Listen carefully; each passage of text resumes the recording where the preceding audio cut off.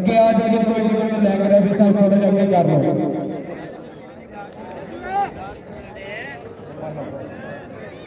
हमारे आज के मौजूद मेहमान जनाब जोग टीवी आसिफ नूर खरल, उनके हमरा मोहम्मद अदनान भट्ट साबका इंटरनेशनल फुटबॉलर, जो दोनों टीमों के साथ तारफ के लिए ग्राउंड की तरफ तालियां दी, मेहमानों वास्ते तालियां।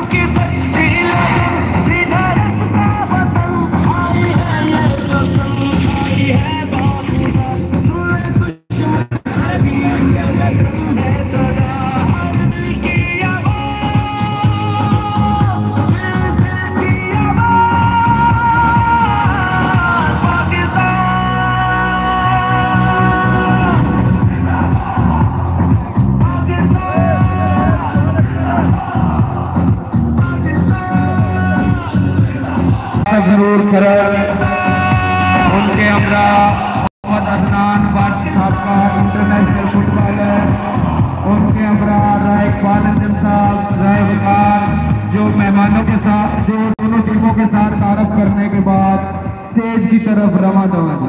वेलकम जनाब, वेलकम। Referee photo खिंचाना।